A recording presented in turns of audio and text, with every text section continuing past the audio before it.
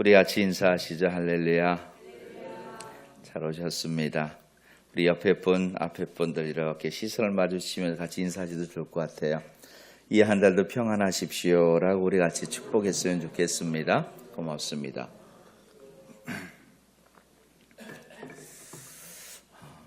사람의 제가 한번 말씀드린 것처럼 정말 작은 그 테크라는 부호 하나로 되어 있거든요. 마이너스로 표시된 것과 같지 않죠. 그죠? 출생과 사망 사이에 작은 선이 하나 있어요. 그런데 그 작은 선을 가만히 들여다보면 그 안에는 무수히 많은 점이 찍혀 있겠죠. 그 점들이 축약되어 있다 보니까, 이렇게 응축되어 있다 보니까 하나의 선으로 보여지는 것 뿐일 거예요. 그리고 하나하나의 점들에도 참 다양한 한 개인의 삶의 이야기들이 들어가 있을 줄 압니다.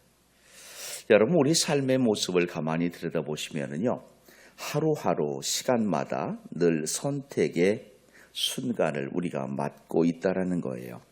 수많은 선택이 우리 삶과 함께해요. 순간의 선택이 우리 삶을 좌우하는 거죠. 무엇을 먹을지를 실은 우린 선택하거든요. 무엇을 입을지도 선택하고요. 그런가 하면 무엇을 마실지, 어떤 일을 할지 우리는 선택합니다. 중요한 것은 그 선택의 결과를 과연 우리가 어떻게 누리고 있느냐라는 것이에요. 우리가 선택에 집중하는 이유는 그 결과가 기뻐할 수 있기를 바람 때문인 거예요. 그러면 우리의 선택만큼 과연 우리는 기뻐하는 삶을 살고 있는가라는 질문을 던져볼 수밖에 없을 겁니다. 심리학자 베리 슈어츠라고 하는 분은요, 선택의 역설이라는 이 책에서 이런 말을 하고 있어요. 같이 한 번만 읽어볼까요? 선택의 폭이 넓어질수록 인간은 더 불행해진다. 무슨 말일까요?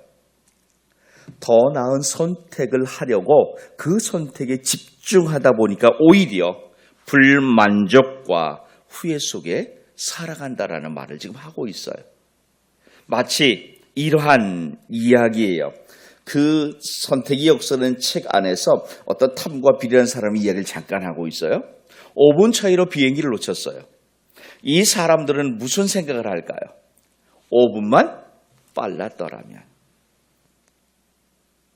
실제로 우리가 그럴 때 많잖아요. 그죠? 5분만 일찍 나갔더라면, 10분만 서둘렀다면. 차 운전하시는 분들이 제일 많이 하는 후회 아닙니까? 그 생각이 자신을 괴롭히는 거예요. 오늘 본문의 롯의 이야기가 바로 그러합니다. 그는 삶의 자리에서 중요한 선택의 순간 자기의 생각과 시선을 믿었어요. 하나님을 선택하지 않습니다. 롯이 본 선택을 보십시오. 10절 말씀을 보니까 이렇게 성경은 말해요. 롯이 눈을 들어 바라본 곳이 있어요. 요단 지역이었습니다. 소알이라는 그 지역까지 온 땅에 물이 넉넉했다는 것이에요. 이는 목축업을 하는 롯에게 있어 정말 천혜의 장소죠. 그리고 성경은 실제로 이렇게 표현합니다. 여호와의 동산 같았다. 애굽 땅과 같았다라고 말하고 있어요. 롯이 눈을 들어 보았어요. 그런데 그 본 것은 믿음의 눈이 아닌 육신의 눈이라는 것이죠. 세속적인 눈이었어요. 세상 사람과 다르지 않은 그러한 선택의 기준을 롯은 가지고 있었다는 거예요. 보기에 풍요로웠다고 성경은 말해요. 애굽 땅처럼 비옥했고 물이 넉넉했다라고 그 지역을 평가하고 있어요. 그런데 중요한 것은 바로 이 안에 소돔과 고모라가 도사리고 있었다라고 하는 사실입니다. 롯의 선택은 전형적인 일반 사람과 다르지 않습니다. 눈에 보이는, 즉 외형적 조건의 선택이었어요. 이 땅이 살기에 좋아 보인다라는 것이에요. 이 땅이 살아가기에 충분하다는 것입니다. 그렇다면 롯의 선택은 과연 하나님을 위한 신앙의 선택이었는지 아니면 살아가기 편리함의 선택이었는지를 우리가 한번 생각할 필요가 있습니다. 분명 롯의 선택은 신앙을 생각한 선택이 아닌 살아가기에 편리함을 택한 것이에요. 이익과 편리함이 롯의 생각을 지배하고 있어요. 오늘 우리의 모습 또한 다르지 않지 않나요? 우리가 직장을 선택하는 데 있어서 사람과의 관계를 맺음에 있어서 진로와 심지어 신앙의 방향에서도 눈에 보이는 조건으로 결정할 때가 있지 않습니까?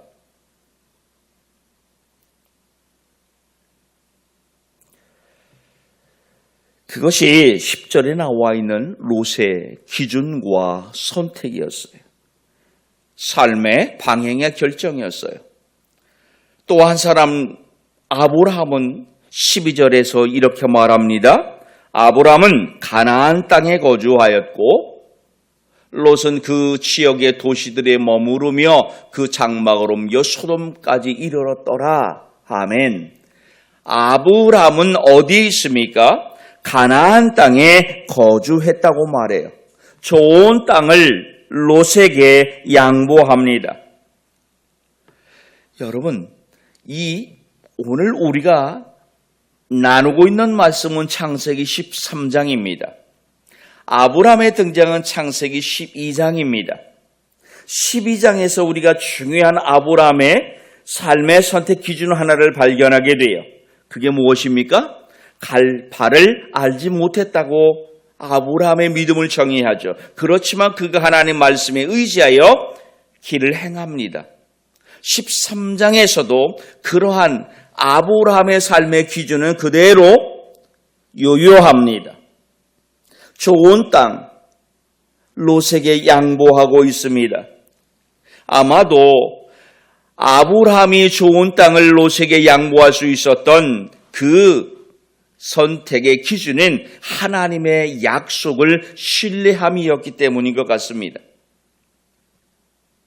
그렇기 때문에 가나안에 그는 머물 수 있었던 겁니다.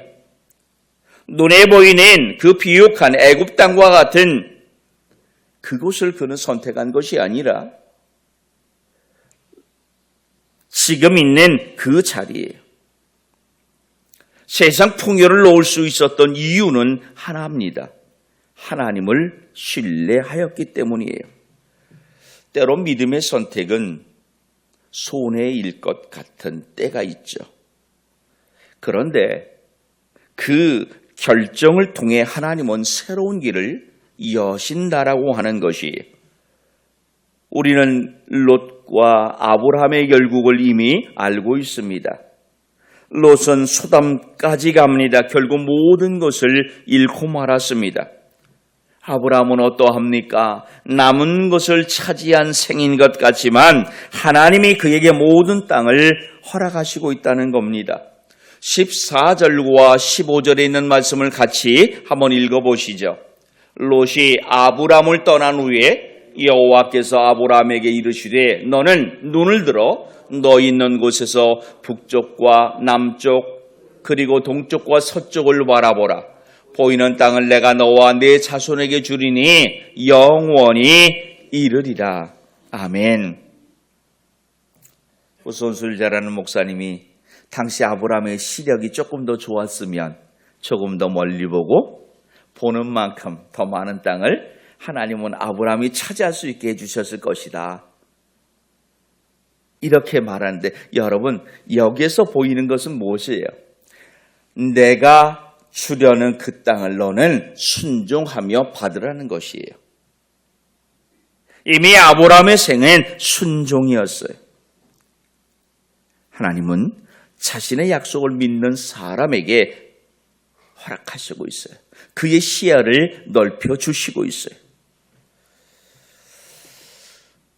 우리는 선택에 대해서 때로 착각할 때가 참 많습니다. 그리고 우리가 삶에서 택하는 그 택함이 하나님의 기준과 어긋날 때가 분명 있습니다. 쉽게 말하면 우리는 이렇게 우리 스스로 삶을 결정할 때가 있잖아요. 내가 선택을 잘해야 내 인생이 잘 된다는 것이에요. 그런데 성경은 이렇게 말하고 있어요. 잠언 16장 9절의 말씀을 한번 같이 읽어봐요. 사람이 마음으로 자기의 길을 계획할지라도 아멘, 아멘. 이 11월 한 달 창세기 13장에 있는 롯과 아브라함의 선택을 우리가 마음에 품고 잠언 16장 9절의 말씀을 붙드시는 한 달이 되길 축복합니다. 우리가 선택할지라도 그 선택의 삶이 이루어지는 과정에는 하나님이 계시다는 거예요. 우리의 선택은 절대 완벽할 수 없어요. 이것이 우리가 착각에 빠지는 부분입니다. 내가 좋은 선택을 했다는 겁니다. 나는 남보다 지혜롭고 현명하다고 생각해요. 그래서 나는 실수하지 않는다라고 말해요. 최소한 나는 실수를 적게 한다라고 착각해요. 바로 이런 확신이 오늘 본문에 나오는 롯의 모습과 다르지 않다라는 겁니다. 선택의 순간마다 정말 저와 여러분이 믿고 신뢰하는 하나님께 자신을 비춰보시는 믿음이기를 부탁합니다. 지금 내 앞에 놓여있는 이 선택, 내가 해야 할 이 선택이 과연 내 욕심에 근거한 것은 아닌지, 정말 하나님 믿음을, 내가 하나님을 신뢰함으로 하나님을 의지하고 있는 선택인지, 아니면 하나님의 이름을 빙자한 나의 선택인지를 보십시오. 그리스도인에게 있어서 선택은 믿음의 거울이에요. 어떤 것을 택하느냐, 이 이전에 더 중요한 것은요, 어떤 마음으로 택하느냐예요. 눈앞에 보이는 것을 택함에 있어 먼저 믿음으로 내 마음을 잘 잡으시기를 부탁합니다. 오늘 롯이 눈을 들어 들을 보고 있습니다. 그런데 아브라함은 마음으로 하나님을 보고 있어요. 보는 곳이 달라요. 생각이 달랐던 것입니다. 아브라함이 마음으로 하나님을 바라보았다는 것, 여러분 인생의 갈림길에서 눈에 보이는 요단 평지를 선택할 수 있죠. 그런가 하면은 믿음의 의지에서 두렵지만 무섭지만 약속을 믿는 가나안을 선택할 수도 있을 것입니다. 중요한 것은 저와 여러분의 선택이 정말 하나님 중심이라면 그 선택은 절대 후회로 끝나지 않을 것이라는 겁니다. 찬양 중에 주님 뜻대로 살기로 했네라는 찬양이 있어요. 그 고백처럼 이 한 달 우리가 삶의 선택의 기로에서 주님 뜻대로 살기로 했네, 뒤 돌아서지 않겠네, 이렇게 찬양하는 삶이기를 부탁합니다. 오늘 본 말씀은 과연 우리 삶에 무엇을 주시려고 하는 걸까요? 많은 이야기 중에 아브람과 롯의 삶의 일부가 오늘 성경에 기록된 이유는 무엇일까요?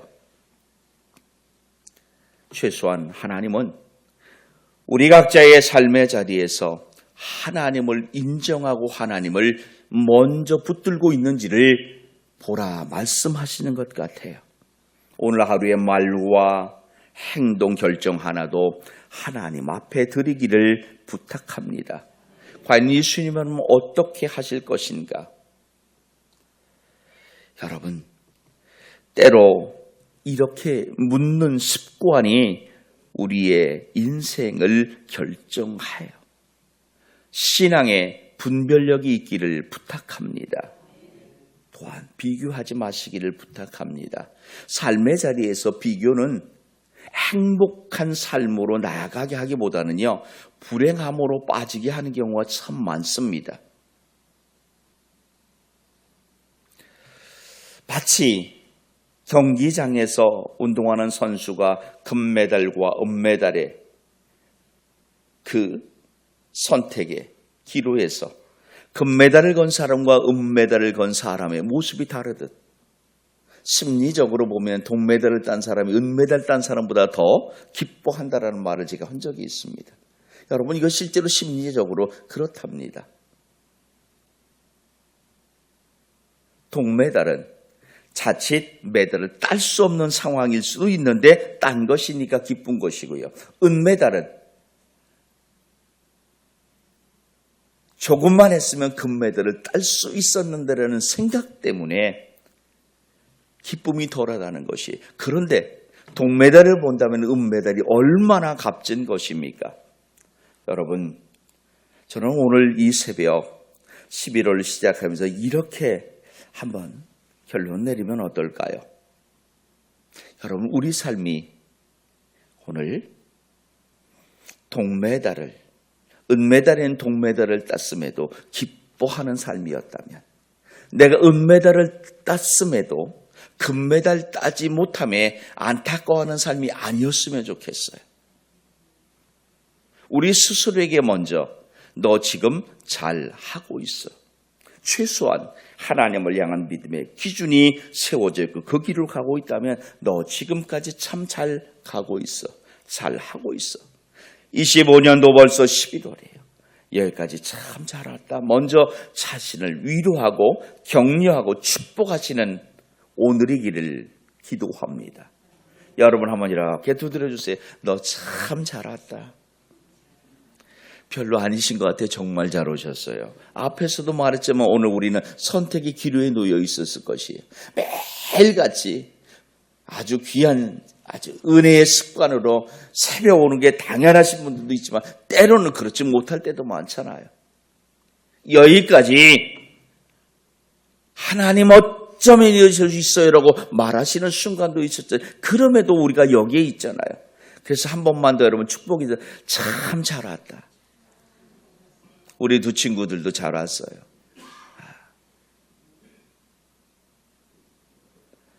이제 얼마 남지 않은 이 2025년 그 마지막 날에도 너 참 잘 왔다라고 자신을 위로할 수 있는 저와 여러분이기를 축복합니다. 주님 뜻대로 살기로 고백하는 삶이기를 부탁합니다. 기도합니다. 하나님이 중심이 되는 삶이게 하시옵소서. 눈에 보이는 것이 전부가 아니라 하나님 주신 그 약속을 신뢰하는 삶이게 하시옵소서. 주님 뜻인지를 묻는 기도하는 삶이게 하시옵소서.